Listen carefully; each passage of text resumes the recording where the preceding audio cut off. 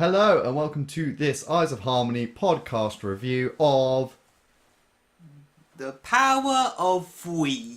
The Power of We. So this aired in Series 7 Part 1 Yep.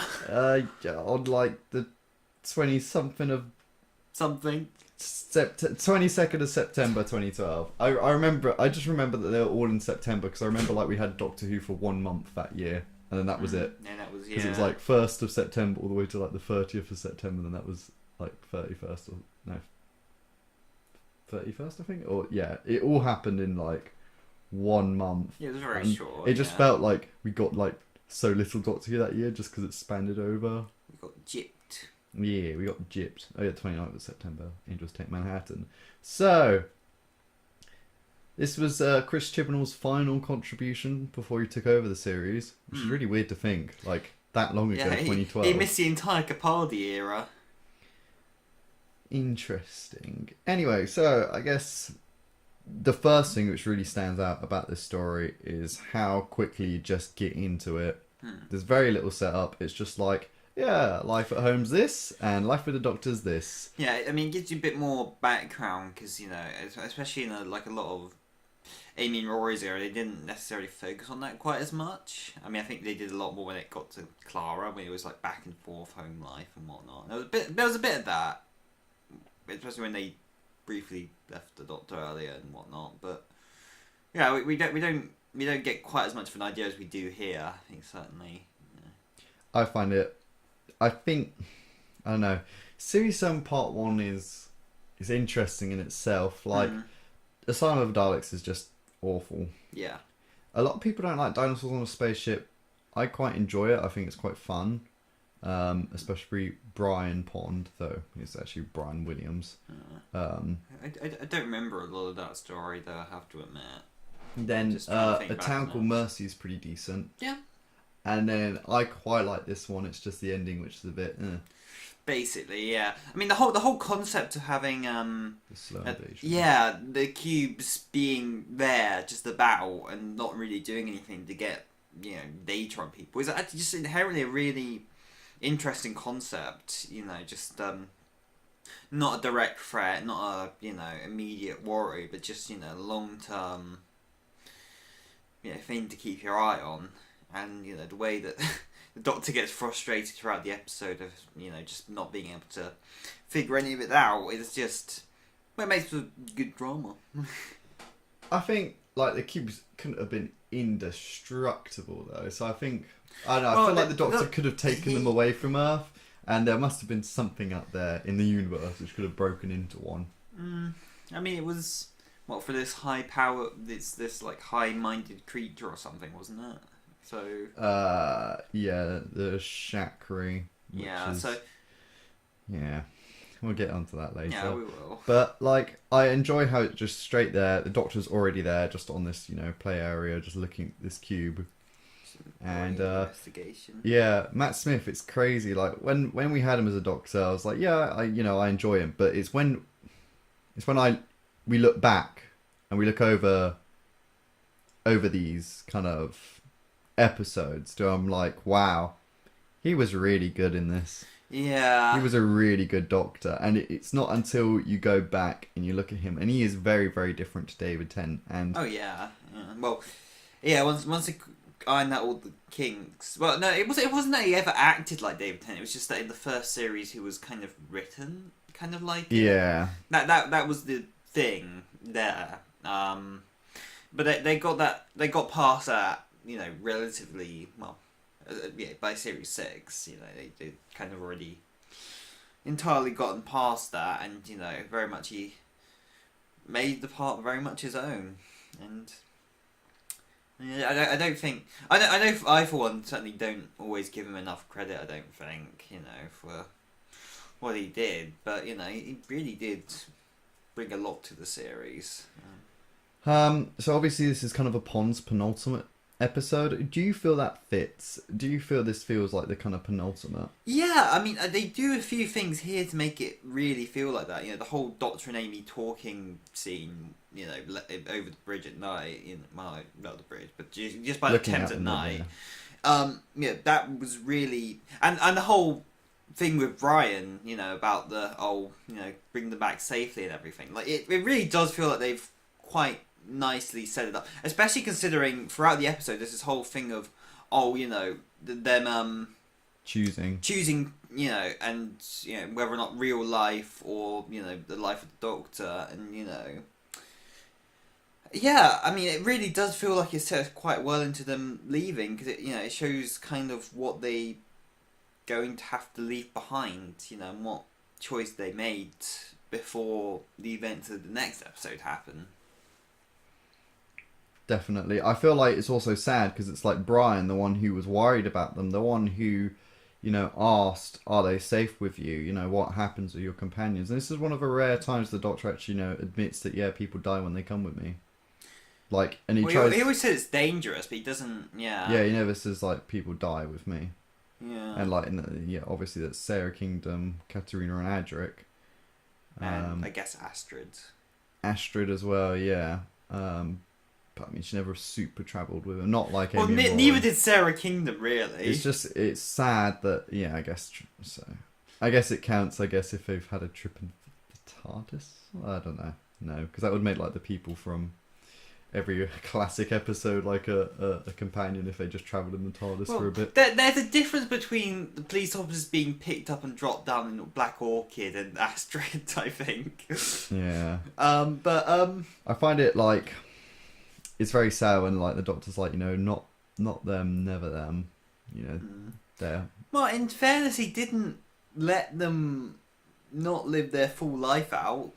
Yeah. It wasn't like an outright... Although, honestly, it would have been far more effective if he did just outright... But we'll get to that when we eventually talk about Angels in Manhattan. Take Manhattan. I got a few bones to pick with that episode. But yeah, so... I really enjoy the slow build-up. I enjoy seeing the life. I enjoy seeing the Doctor kind of struggle. The whole fidgety not being able to stay still thing. Although that's very much more of a Matt Smith thing than I think it is a Doctor thing outright. Because, of course, John Pertwee spent, however long... Yeah, it was a different personality. Exactly. That's more of a Matt Smith's 11th Doctor thing. Yeah. Than a overall Doctor thing. But yeah, no... I love I just want to talk about... Mark Williams in this as he plays Brian. I think Brian was such a sad late add to the Ponds kind of story. I wish that they'd written the character of Brian much sooner. Yeah, although because he wouldn't have really fit in. Though, he is my favourite thing. Yeah. About Series 7 Part 1. Yeah. Completely, he is the best thing about that. Those 5 episodes, the best new thing was Brian. Yeah. And I mean, Mark Williams, I love as an actor anyway. He plays Father Brown. It was this kind of, he's a father. It's just after the First World War. I think it's between the First and Second World War, I think. Or it's just before the First. I can't remember. But anyway, it's really good. There's been like 6 series and he plays the main character in that. And he is the best... facial expressions, is very like physical actor. And like you just kind of believe his relationship, and after kind of like dinosaurs on a spaceship, it was nice after we could not see him to see him again. And then a big thing, introduction of Unit. Of course, well, but they reintroduced them in Turn Left. They had a presence before because they were briefly brought up in Christmas Invasion. Well, the new kind of Unit. But the reformed post Sontaran strategy, post Brigadier Lethbridge Stewart, Unit. And I mean, I kind of wish they'd been on a bit more in this story because Kate doesn't really get so much. Well, it was setting up Kate for then the upcoming 50th. Yeah, really. Yeah. I mean, that wouldn't have been so long after. The Osgood's not in this one. Yeah, well, maybe they just hadn't thought of her yet. No. But I mean, yeah, Kate Bridge Stewart, who's now gone missing at point of recording. Which is interesting because I mean it's Chris Chibnall's invention, really. Kate Stewart, I guess. He's the one who kind of first penned her. Not part of a writer's room, but yeah, I mean that makes sense why he even brought her up in the first place. So, but yeah, no, I think I mean, they've got to do something with that, right? But yeah, no, it's good to see units again properly in this story. I mean, not a lot of context to everything is necessarily given. Like, I mean, when you watch the Doctor, it all makes a bit more sense. But like, like watching is like, why are they in the Tower of London? Why are they? Why are they underground? As opposed to Like an what unit idea. before was like in this old house, like this old man, like old Yeah, timey lab house thing. it's just more central, I guess. But I think the thing which makes this episode really good is how they managed to make the invasion feel really big. They show it on bins, and first they show them being helpful, and it shows us how there's too many of them. They're piled up next to bins, and Just being chucked out. there's so many of them. But that is perfectly describing human behaviour. What are people going to do with it? Well, some will chuck them away and think they're junk. Some will use them because they're there and take them home or do stuff or create Twitter accounts.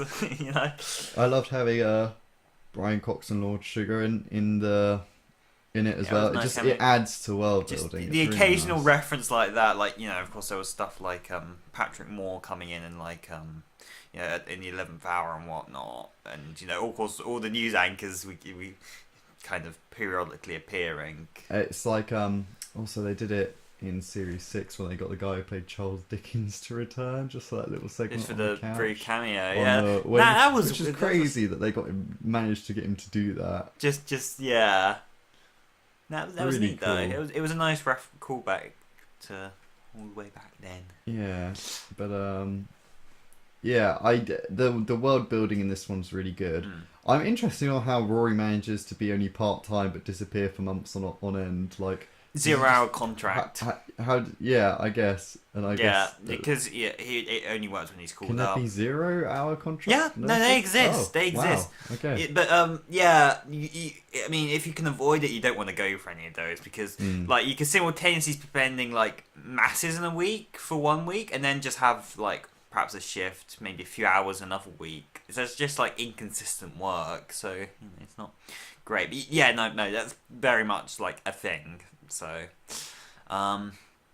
yeah, and yeah, I just like the mystery they build up. Because you're not like just like the Doctor struggling to figure everything out. You as the audience, just I mean, it just takes a while for anything to kind of come together. It's just like what are they doing? Are they it's only when I mean for me like the whole concept of monitoring humans and finding the best way to kill it only kind of clicked with me when the first time I think when it took Amy's pulse. It's like why would they do that otherwise? Why would they need that information? It's just a really well thought out invasion plan, and then like the cubes have a countdown, and a lot of humans would be interested, so they go towards the cube and be looking at it, And then it opens up and everyone looks that random inside, effect. and then it sends a pulse when it knows that people are going to be looking inside for it.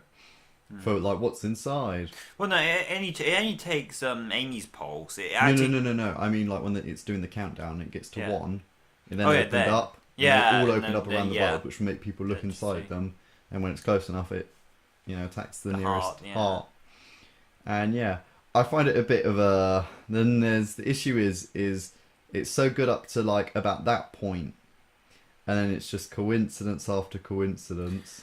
yeah. So like the hub to the spaceship is in the hospital that Rory works in, just because just Funny of that. course. And there's some other things like the girl. I still don't understand it. Well, Was she some kind of It's just- observing on the ground? But she just sits like. Surely someone would have noticed that girl being there every day. Like Well, I mean, who wanders up to a little girl and goes in a "Hey," hospital, nurses most likely. If she's Well, been there every day. I mean, people might just think, well, she's stuck here, or she's got a really bad I illness. think they'd probably ask eventually. If it was an adult, it would be less. I think it would have just been less likely. I don't know, Yeah. for someone to actually take notice. A child is way too like, when you see a child by itself, you kind of worry. You're like, where's its parents? What's it doing here? Especially if it's been there for like a week. Like, what? Well, you know. maybe she goes back into the portal And every then now there's and the again. weird cube-faced surgeons Why did they have to have Yeah, cute mouths? that was bizarre. Like that, they really didn't serve a purpose much. Except, in fact, inherently taking away all these people into the other realm didn't really serve much of a purpose at all. Like if they're gonna, Guessing they were dissecting there and looking at the weaknesses on board. then why did they bring The Brian cube. and Rory right at the end of everything? Like after everything had already. When they had their plan, they were about to unleash it. Like, why did they bother to bring them in? It's... And then we kind of meet the Shakri, who's a cool design. Not really. I quite like his look. It just looks like... Pest it looks like a burnt rye bread.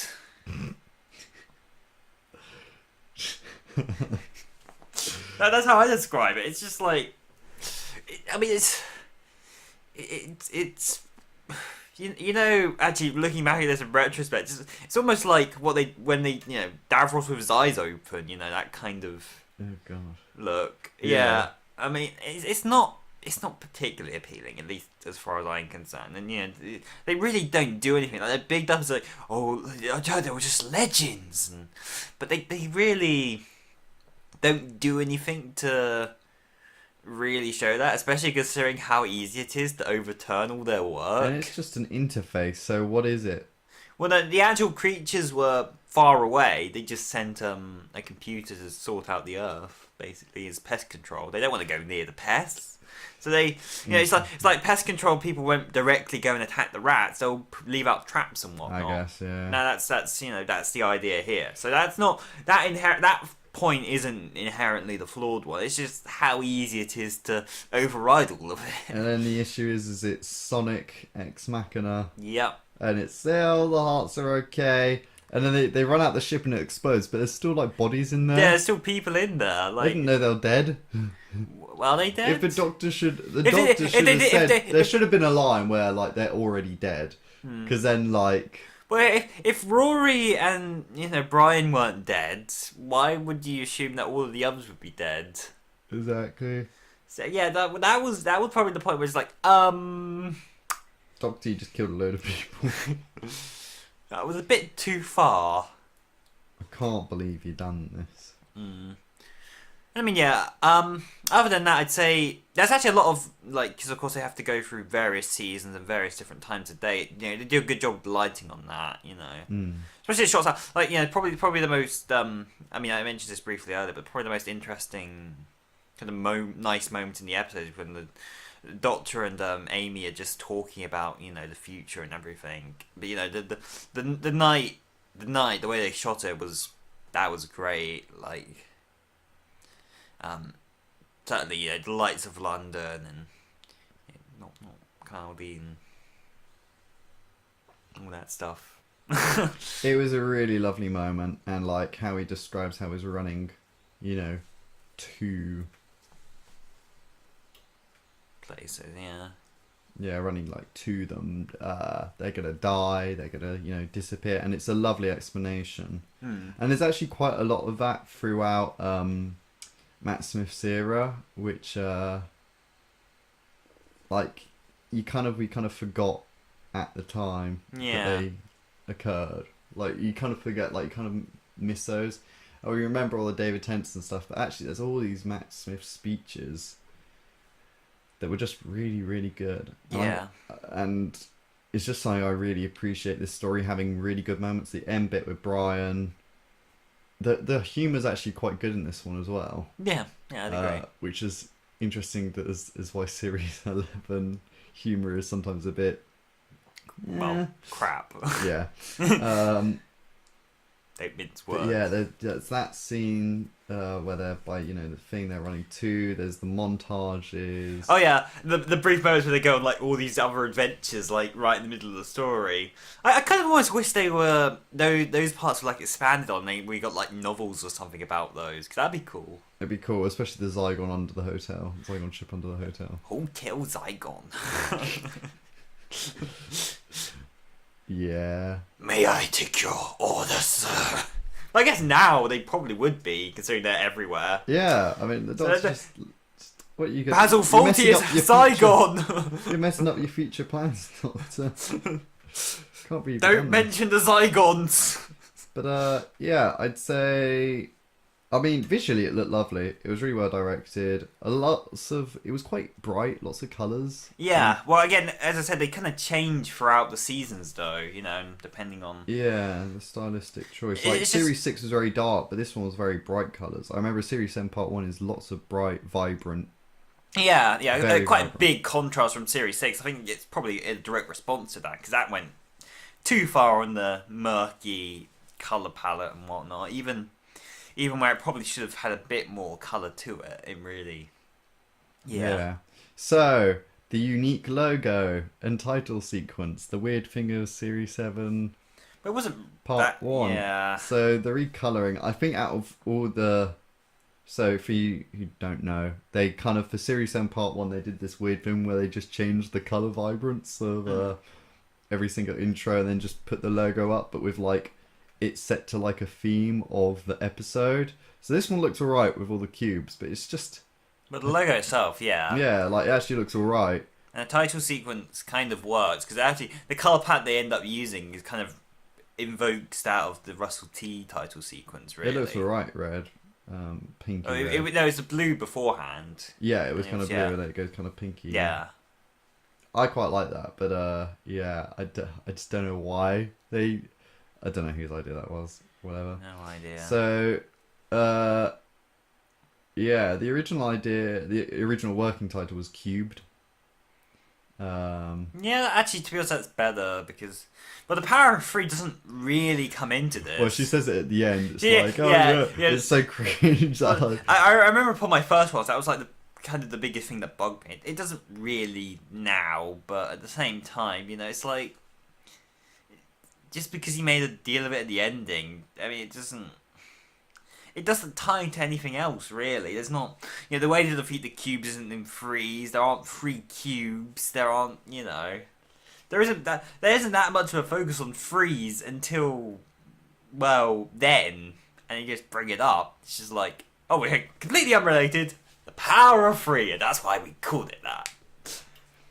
So, interestingly, when they go to Henry VIII's bedroom, it was intended to show the trio returning to get Rory's mobile phone charger, which he left behind, which he mentions in a town called Mercy. Huh. So, it's not made clear, but that's what it was. So, yeah, that's pretty cool. Apparently there was an error. After Kate Lethbridge Stewart enters Amy and Rory's house, we see her take out her scanner. When she originally takes it out, her screen's facing the Doctor. In the next shot, it's facing away from him. Ooh. Ooh. Can't believe you done this. Kate got her wires crossed. It's like, oh, this way. Oh wow. When Amy lifts her legs for the Doctor to vacuum the floor beneath her feet, Karen Gillan's audio recorder can be seen in the back pocket of her jeans. I've never noticed that. No. I think it's a big thing. So the cool productions thing is they made over 100 cubes for this story, which is very cool. I kind of always wanted to own a cube. Yeah, I know it's such a dumb thing. They sell the replicas. What was it? Rubber Toe, wasn't it? I think, yeah. I think they still do to this day. Actually, they're not even that expensive, really, compared to a lot of the other ones that they sell on there. Well, it's just a cube, but I think they were lovely. It's a nice cube. I love the box. The box. Yeah. I want a box, but I want one which can surf all the internet. I'm not asking for much. Smart box. I want the smart box. Well, it's just like the power of 3 The cube smart combined cube. with The a cube mobile free. phone. Cube to the power of 3. Yeah. Well, we could just get the Tesseract because that was a cube initially, wasn't it? No. What was before he opened it with the thing? No, this is not Marvel. Doctor Who, not crushing you over. What, this is the eyes of Odin? No. Actually, no, it would be the eyes of Idris Elba's character, Heimdall. The eyes of Heimdall, yeah. who sees everything. We're just a sun which burns. Yeah. A little too bright. But how can the sun have eyes? Because we're in it, burning alive. like moments after that photo was taken of us in the sun, we just kind of burnt. Top 10 pictures taken moments before disaster.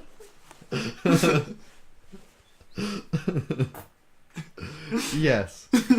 So yeah, that kind of I'd say kind of wraps up my thoughts. It's a very nice piece. Mm. I think it's probably one of the stronger parts of Series 7 Part 1 or Series 7 in general. No, easily.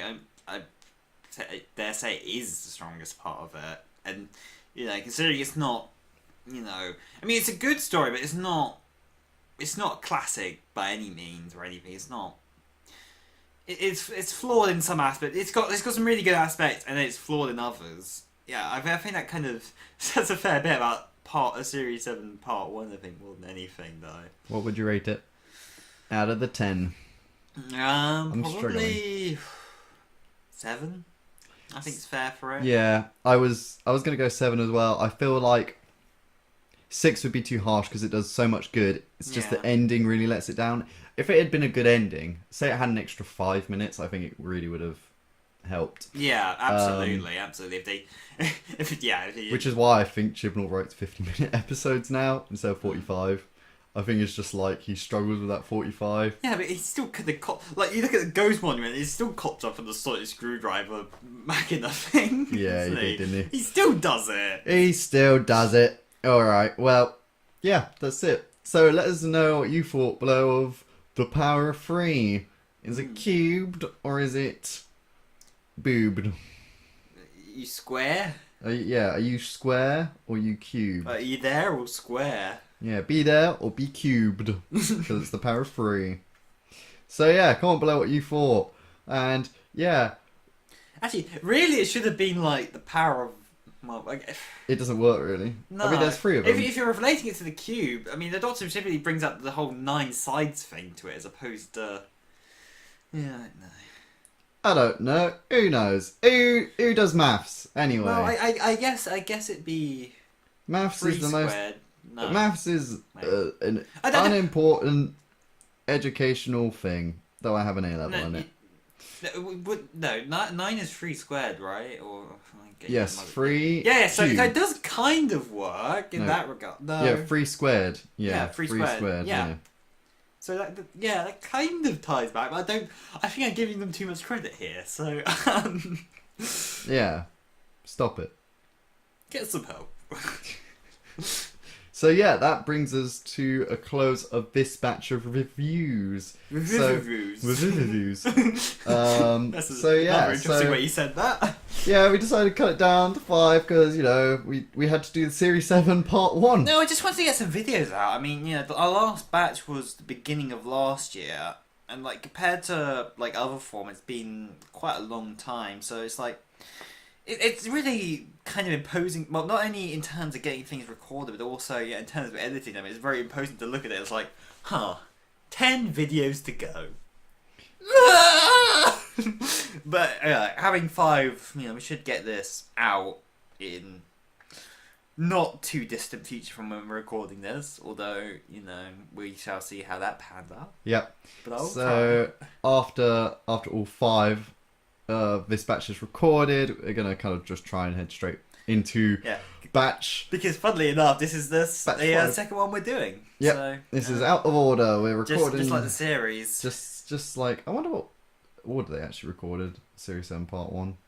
I wonder what production that was. Angels in Manhattan was first. What? It could have been because it's sometimes directors just do theirs back to back. Let's have a little looky.